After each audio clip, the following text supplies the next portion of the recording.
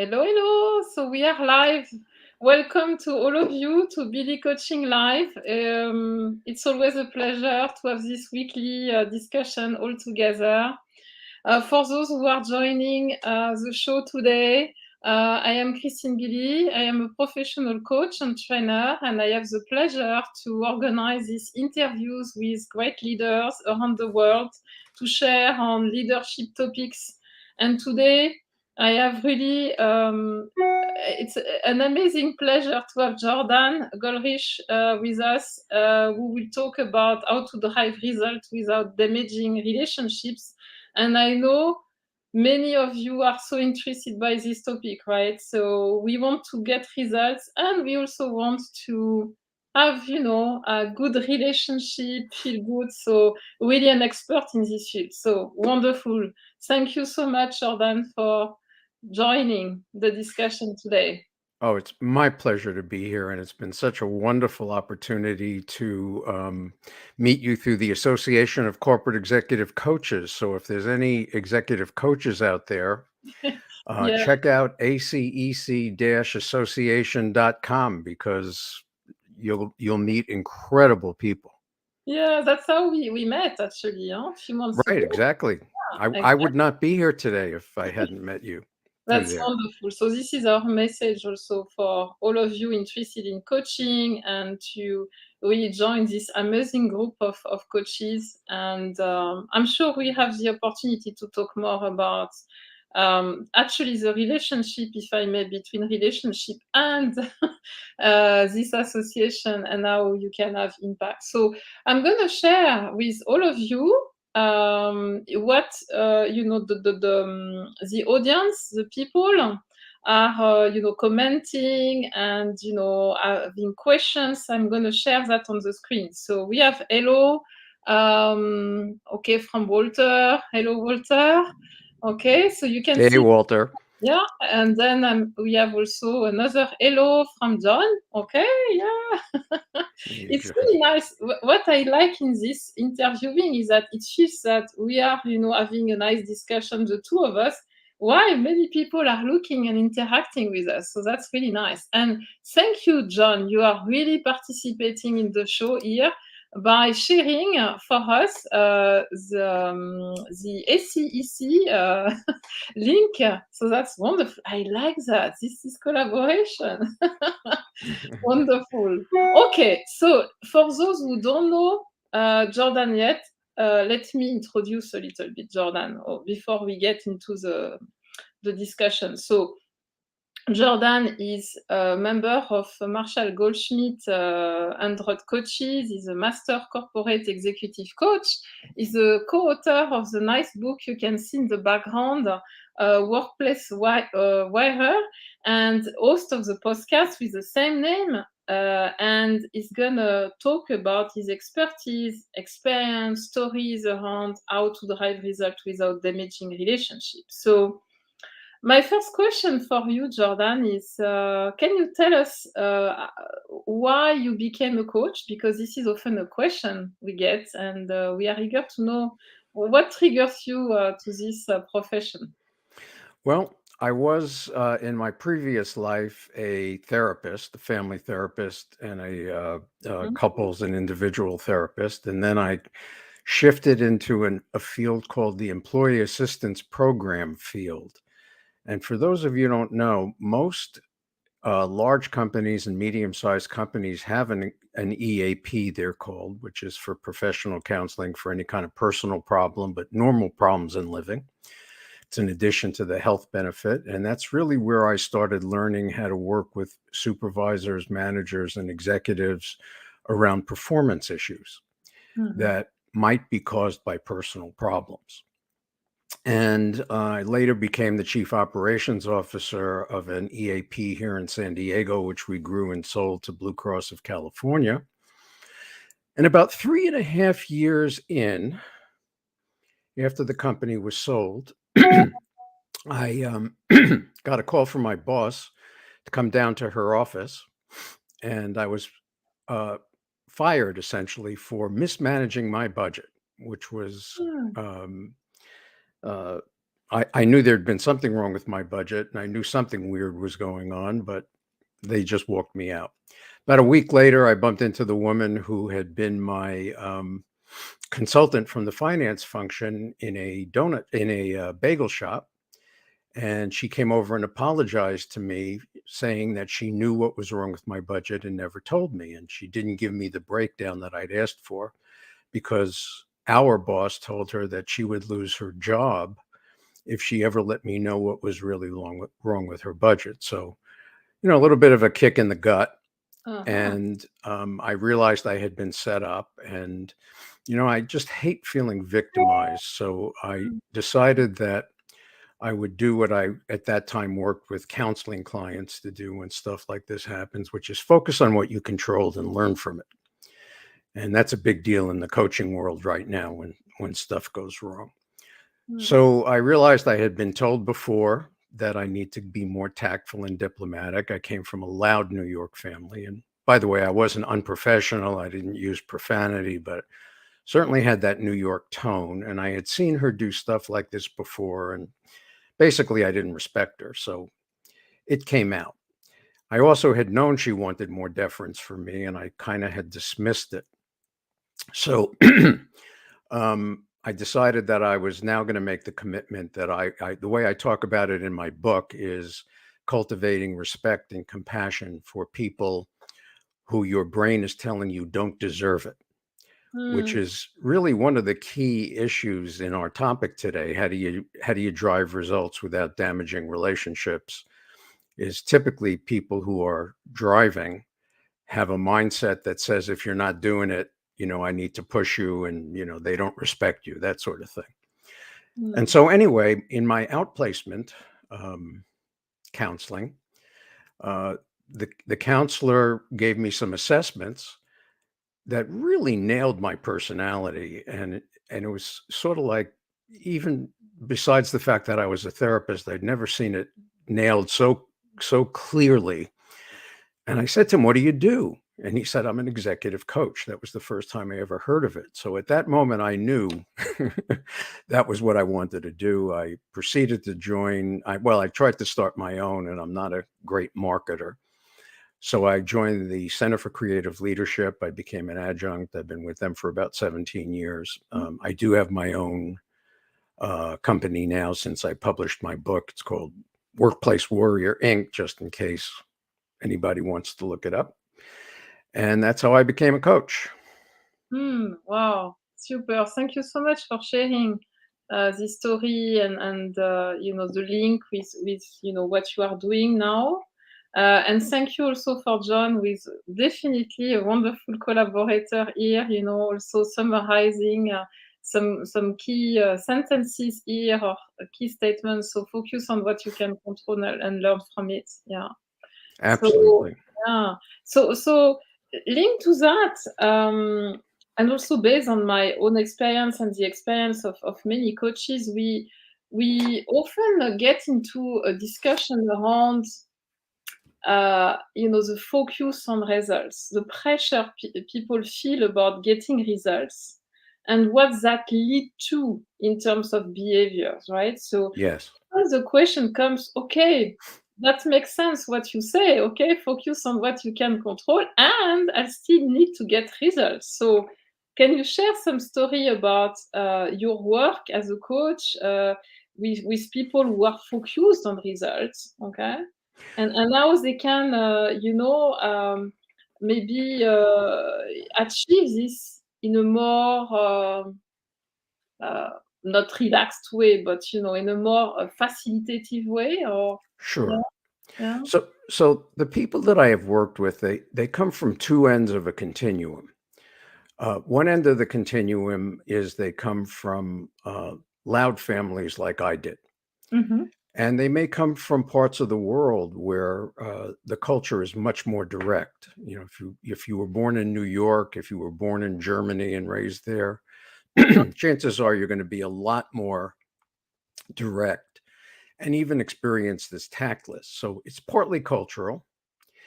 And then there are some people who come from areas where it's less direct. They come from families where you say things very indirectly, where people are polite. And both sides of the continuum have difficulty driving results. Mm, One side yeah. is very direct and offends people. The other side is uh, Mm, lets people who are not performing stay. mhm. Yeah. So an example of that would be I worked with a chief medical officer who was working for it was a publicly traded company, and he was very concerned because the people who worked for him were not following medical procedure. I'm sorry, research procedure. And part of the difficulty is that the CEO who he reported to was more on the proper sort of conflict avoidance side. And so there were complaints about how hard he was driving people, and they moved the people who reported to him under the CEO. So all the medical people who were doing the research, all the research people are now reporting to the CEO. And he would get in these meetings and be very direct. And he, and in talking with him, his concern was he didn't need the money. He was later in years, and he was very, very committed to serving the patients. And he was angered that people were not paying attention to what they need to do to really serve the patients. He almost experienced that, like somebody was holding a knife against his throat. It made him very angry and defensive. So we needed to work on what do you control, and also the fact that he was being experienced as abrasive, disrespectful, etc., and that was even making it harder. So I think part of the thing about driving results is that people who are very results driven focus on, it's only about getting it done. And Mm, they forget that part of their job is to create alignment. mm, And it's also to create an atmosphere where people feel comfortable performing, comfortable making mistakes, mm. etc. Then on the other side, people are so concerned about everybody feeling good that they're not driving results. So it's sort of a paradox that goes on in today's leadership Mm, conversation. mm. Yeah, and it's really nice that you highlight the two extremes, right? Because we often hear at the moment that it's all about developing and maintaining positive relationship, and Yes, by focusing on this, then you can naturally get the results. yes. What I'm what curious. what do you think about that? Mm. Well, can I ask you a question? Yeah, sure. So I am curious about, you are, if I recall correctly, in Switzerland, Yes, yes. and I'm curious as to your perspective on the leadership culture. Are people encouraged to drive results in Switzerland? Are they encouraged to be nice and polite in Switzerland? What is the culture there for leaders? Yeah, I mean, the culture in general, because, people are all unique and, companies are all unique as well. And inside the companies, you have buckets also. It's generally known, recognized for liking specific processes or adhering to specific processes. For example, it's nice to start and to finish on time. Okay. Hmm. It is Uh, nice. yeah, and it's appreciated. Let's say it's rewarded even.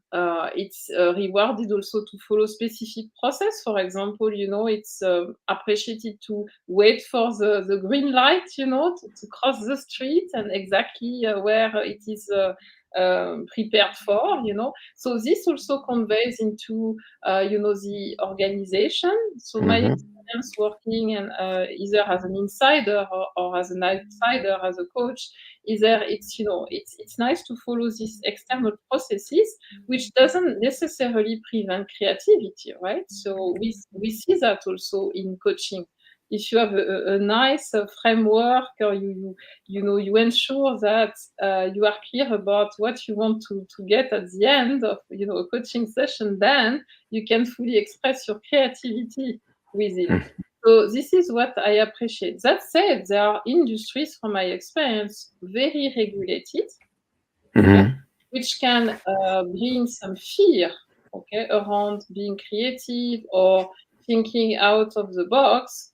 And there are also high performing culture where you are expected to deliver beyond results systematically.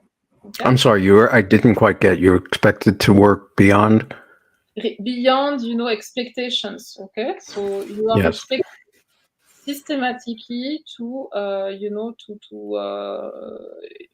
get more results than was expected. So I've been navigating in different environments where people are more flexible around admitting mistakes, or the opposite. So I saw many right. things in Switzerland and elsewhere. And please, for the people who are listening to this discussion, share also what you have experienced, huh, in Switzerland to Yeah. answer that question. Yeah, yeah. Yeah, Okay. I also know that you work in other countries, since, one of the things that's happened is we're much more virtual now, and Yeah, I think many of us are, global citizens of the world now. So yes, I happen to work in US and in France also. So, and globally, So yeah, I mean, what I have seen, it's really this, through the, and please let us know what makes sense for you with all these changes we are going through. People get, stressed, anxious, not yeah, sure if they can make it happen. yes, So, do you have a specific, recipe, or guidance for us around how to stay calm and connected to yourself, to your skills, when there are so many change around and you feel pressure to get sure. results? Yeah. Great question. Thank you. So, for me, it's having a group of colleagues. We sit, as as you said, we sit virtually, and we're by ourselves for 6, 7, 8 hours a day on Zoom. Mhm. And I am lucky in that I take in what my clients say to me enough so that I can feel what they're feeling, but I very rarely get personally upset about it, even when it's very difficult. Mhm. And even so, periodically I need to have some place to vent about what's going on. Many of the coaches that I know, take it in more, and after they talk to somebody who's been through something really difficult or has had a loss or something like that, they are triggered or disrupted, let's say, Mhm. the rest of the day. So, one of the things that I know is really important, and actually we had this conversation just the other day, it Yeah, occurs to me, in the ACEC meeting, yeah, where, the you had just had a situation, and the rest of us were like joking, and yeah. yeah. What is it? Can you share a little bit of that situation, and what happened for you in that meeting? Yes. So what I appreciate about having a community, a network of peers, and a space actually to share about emotions, right? And also to get, another perspective sometimes from, other feeling different energy about the same topic, or having different perspectives. So for sure, in Europe, we have been all affected, I guess, huh? Mhm, absolutely.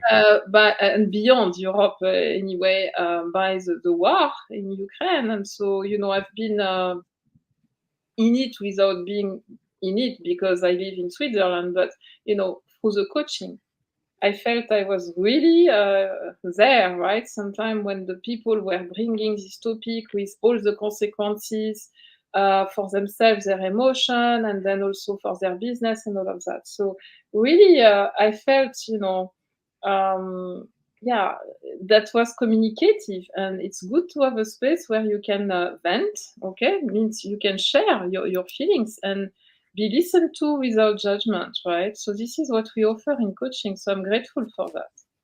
Yes. I'm gonna share also the comments. It is a tightrope for many leaders to be able to drive results without being experienced as being abrasive, especially if they are in and or come from culture where losing face is a consideration. Okay. So what do you Absolutely. think about that, Jordan? What's And yeah. and I know Rekha, she is an executive coach who practices in India. Uh-huh. And one of the interesting things for me has been learning the difference in culture between more directly between India and a coach Mhm. who works in India. So getting introduced to people all over the world has been a Mhm. tremendous thing. Uh, Back to your question, there was an article that I read at the beginning of COVID that was written by a Navy SEAL who Mhm. was applying it to business. Mhm. And I had not thought that I was going to talk about this. So it's been about a year and a half since I read this article. So I hope I'm remembering it properly. But Mhm. basically, there were 3 points of how do when you're under fire, Mhm. how do you survive? And the first rule was put out your deadlines. You're not going to accomplish typically what it is that you would normally accomplish. So, for instance, my wife, since COVID, has been working. She works for the city of San Diego, and she's in risk management and actually now compliance, but it's safety and health and Mhm. safety. Mhm. And because she was working at home, she had this brand new computer, and the city's computer is a little bit older, and her computer didn't connect as well. So it was taking her 20 minutes to download a, a document she needed.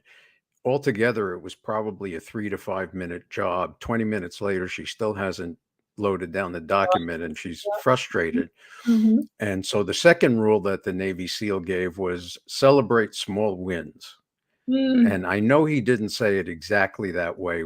If you look at the article, it'll be said a little differently, but how do you celebrate that I finally got that thing down from the cloud for 20 minutes? But you have to Yeah. feel good about it when you can't do as much. Yeah. And then the third thing was uh, if you really are miserable, find somebody else who's suffering and help them. Mhm. And, you and I would add to that, find some people you can talk to as well. Mhm. So, yeah, managing yourself is really critical if you are going to be an executive in these very difficult times, certainly if you're going to be a coach or a counselor or a consultant. Mhm. Yeah, so I mean, we often say that, and this is coming back to the topic of control, right? So focus on what you can control. So Focus on what you if control. Yes. the environment is bringing a lot of surprise, we tend to interpret that as positive or negative, and then this has an impact on our well-being and what we can do. Okay, so this ability that I believe we all develop over life is about how to you transform, you accept first, and then you transform what's there into something useful or purposeful is really something important. So we learn each time we learn. Yes. We observe our reaction, we find our ways. So really reflecting on okay, how you were able to manage this situation and what helps me to feel better now compared to 2 weeks ago. This type of thing. You learn a lot about yourself. So yeah, and so I like also the comment of Reka on losing face because I'm wondering, and I'm curious about your interpretation of that. Do you believe that there is a link between, or what could be the link between losing faith and the ability to drive results from your perspective? So there's partly because I studied Tai Chi for about 8 years, Mm-hmm. and partly because I had to learn how to change my style, and partly because I worked for the Center for Creative Leadership, which has a model called situation, behavior, impact. And then it's either what's your intention or what's the contingency, what's going to happen if, what are the results of this? And it's done very behaviorally. And I've developed, one of my early mentors told me that you can say anything to anyone if you frame it correctly. Mhm. And so, let's focus for a second on giving negative feedback. So, I could say to somebody, I'm going to take a very extreme example. I could say to somebody, Joe, I wouldn't be doing my job supporting you, supporting the company, and helping you be successful if I didn't give you some feedback. Mhm. And you can even say, do you have a minute? So if Joe says, no, I don't have a minute, you can say, well, we need to have this conversation today. So when are you free today? Mhm. And then you say, when you came, this is situation, behavior, impact. When you came into the meeting late this morning, Mhm. you sat down and you started suggesting that we follow a path. Mhm. And it turns out that that path had already been discussed and dismissed before you got there. And so that's basically situation Mhm. and behavior. You started talking about the path. The impact was that our client rolled her eyes, and my boss later on asked me if I had talked with you about coming in late. Mhm. And um, so the concern I have is I want you to be successful, and this is leading towards difficult times. What do you think? Am I missing something? Mhm. Mhm. So it's really said from a framework. It's on an I'm in service to you framework. So my experience has been that once either a conflict avoidant person or a abrasive person commits to changing how they communicate because it's the right thing to do and because they'll be more successful as opposed to they're getting political pressure to change. Mhm. Once they realize that they would do it anyway, which is, by the way, a big part of working with people as coaches. You have to be able to align their core values to what the organization's values are. And sometimes it's just not a fit. But once they do that, they need to learn, a similar model and change it and put it in their language. But they have to be able to learn how to say very powerful things in a way that doesn't feel like slapping somebody in the face or publicly Mhm. embarrassing them. Mhm. And that's not easy to do. I got fired in 1998, and the people who knew me back then when I started working on this think I'm a whole different person. And the people who know me now think I'm a little bit, I could be a little more tactful, a little more diplomatic. Mhm. Sometimes you speak a little directly. So it really is a journey. Mhm. But I have learned how to frame what I'm saying and even let people know Mhm. that I sometimes sound, certainly when I'm thinking out loud, because I'm an extrovert, Mhm. sometimes I sound like I'm telling people what to do. And Mhm. I'm not, I'm just thinking out loud. And so, I have to let people know who I am and what my intention is. And that's a big part of how do you change just enough. Mhm. If you're abrasive or conflict avoidant, probably you need to change your communication style somewhere between 10 to 15%. You don't need to change everything about you. You're not going to show up as a whole new person. Yeah, thank you so much for sharing that because from my perspective, at least, and for those who are listening, share with us, it feels like you are connecting this aspect of directness and respect also Yes. because Yes.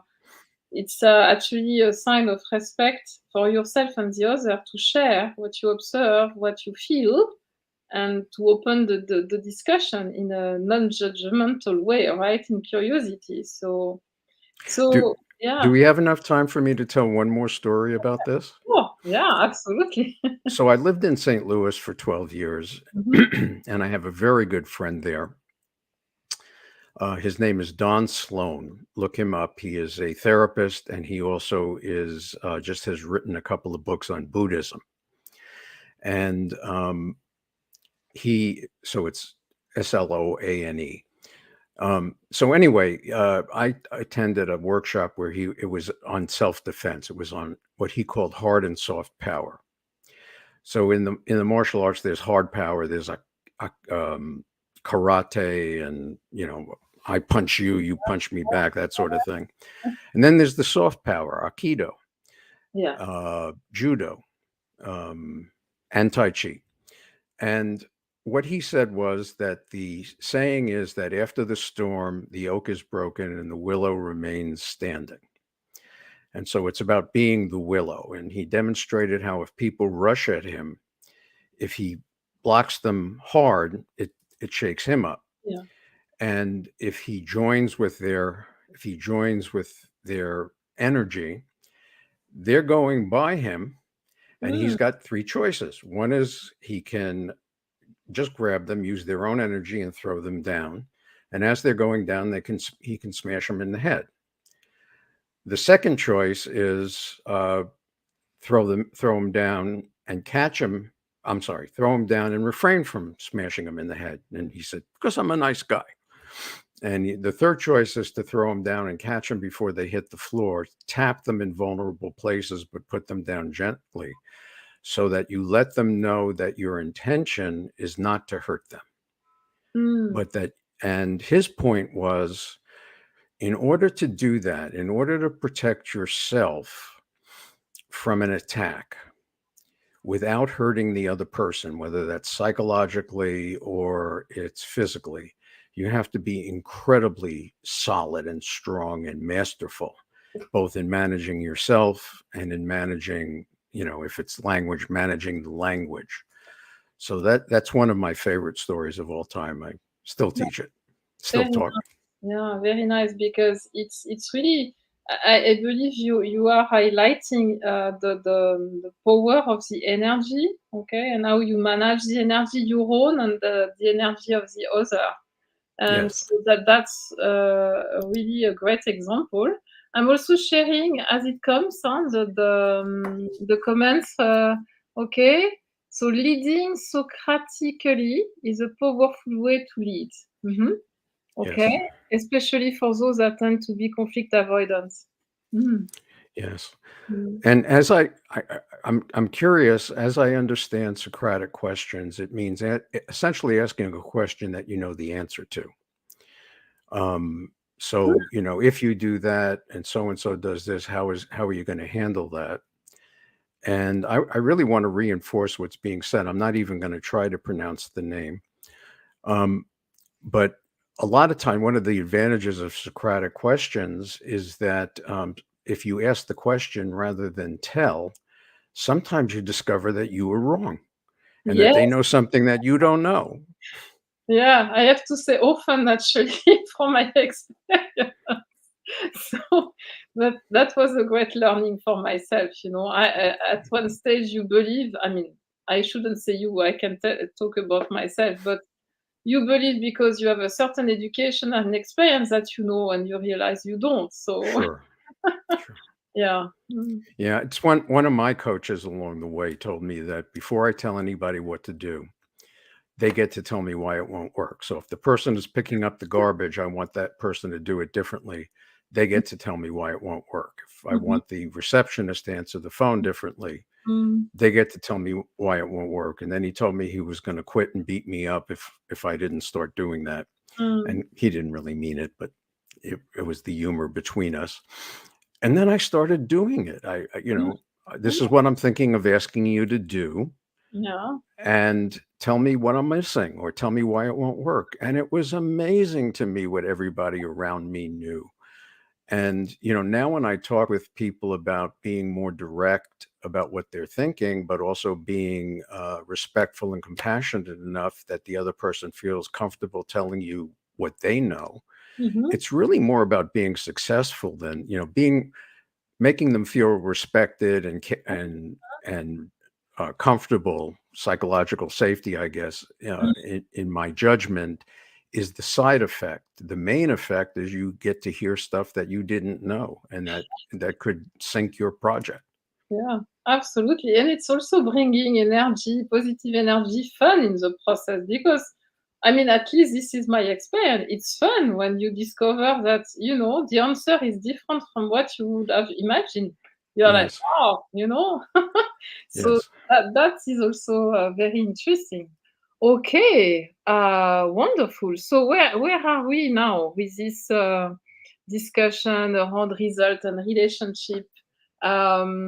Yeah, for those who are listening, share with us what you got from this discussion, remaining questions, so I can integrate that in the discussion. So we often use that in coaching. So where are we now? We are exploring a topic and we are discovering together this Hmm. topic. Okay?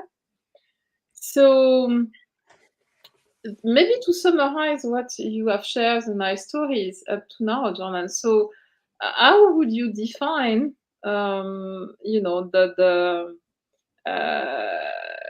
the positive relationship? Let's say. How would So you? Yeah. How do I'm you? not 100% sure what you're asking. Yeah. So, because the title of this discussion was how to drive results without damaging relationships. Yes. I'm curious at this stage of the discussion, based on the nice stories you have shared with us, um, how would you summarize for yourself Mm. Okay. Thank you. positive, efficient or relationships? Yeah. So, again, a big part of driving results is giving negative feedback, but it's also Mhm, challenging people.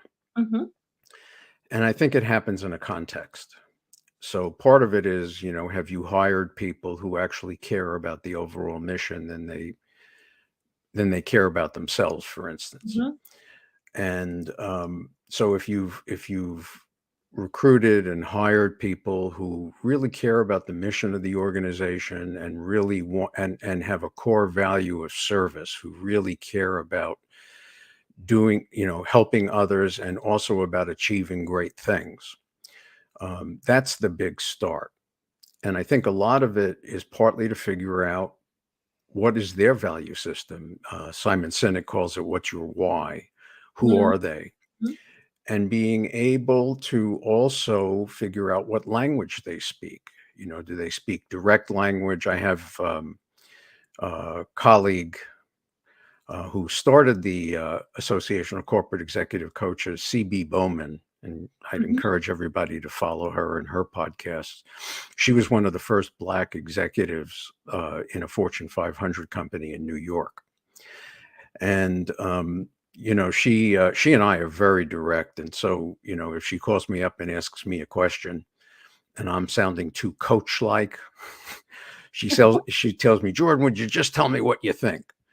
So that's an example. You got to figure out what the people who you're talking to, who you're working with, whether they're superiors, peers, or reports, you got to figure out, how they want to be spoken to. mhm, It's also, you have to be able to manage yourself. So, to the degree that you're angry and you're having a conversation that this is ridiculous and you don't know what you're talking about, and there's a part of you that wants to feel authentic, you have to be able to get to your own core value mhm, around everybody's imperfect, and I respect people despite their imperfections, and it's all about us getting together better together. So there's a couple of levels to it. That's how I would mhm. define it, but it's not the same thing in every environment, and it's not the same thing between any two people. I like how you summarize it with the why, the vision, having a clear vision, and be clear about your values and the values of the other. It's probably enough, huh, to create the environment where you will naturally get to results. Okay. So I'm Absolutely. sharing also the comments here. Okay, important point. Mhm. Managing our language, knowing how people want to be spoken to. Okay. Yeah. Yes, So totally yeah, agree. asking, recognizing for yourself your needs and asking people, what do you need to feel comfortable, in this relationship or in this activity. So yeah, and yeah, emotional intelligence. Yeah, Yes. yeah. Yes. We often talk about emotional intelligence in leadership and in coaching. Um, this form of intelligence we can develop during our life. Um, you know, it's very important, and it's great. We have a very active audience here. Rescue swimmer. How do you swim out to help without them pulling you under in the process? If you do Yes, have, yes. And Kevin, I haven't seen Kevin in ages. We met. Oh my gosh. I Kevin, I don't even remember using that analogy anymore.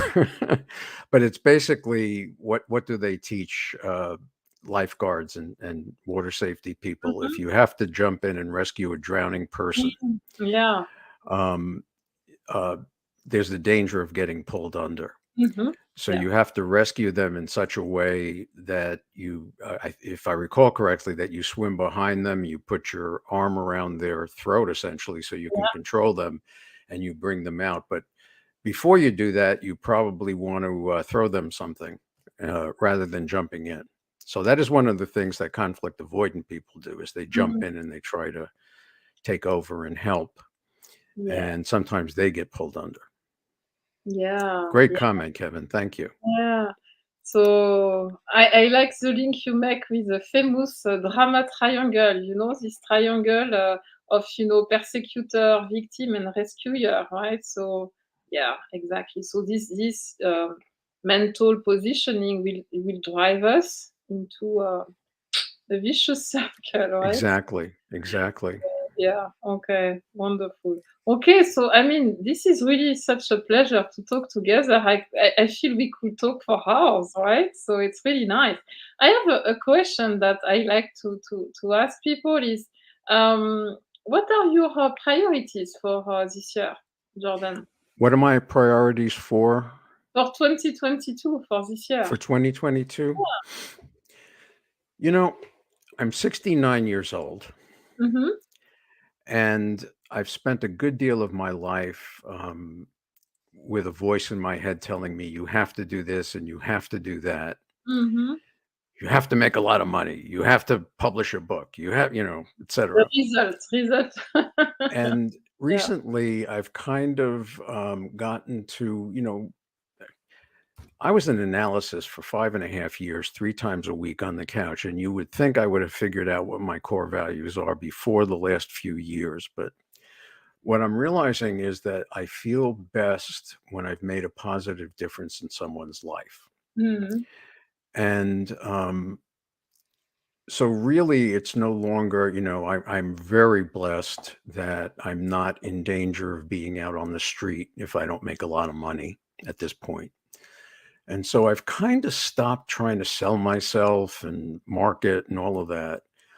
And I just feel wonderful, when I've interacted with somebody and they say, thank you, that was very valuable. That made a big difference.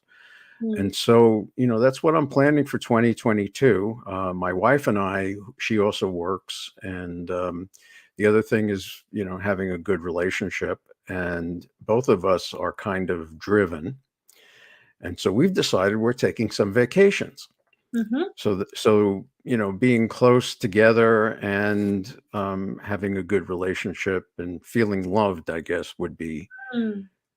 the way of saying it. Now, there's a time in my life I never would have said what I just said. So that's Mm. how I'm a different person.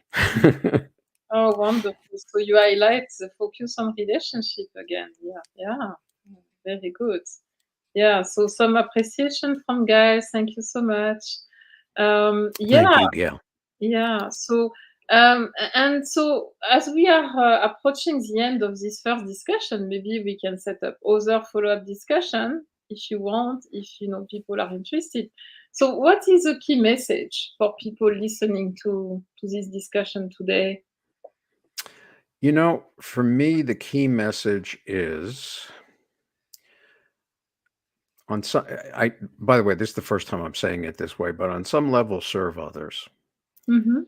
and make a difference in people's lives. Mm. And the real challenge is when you have a conversation in your head that's telling you this person doesn't deserve it, they're an idiot, they're whatever your conversation is. Mm. And Mm.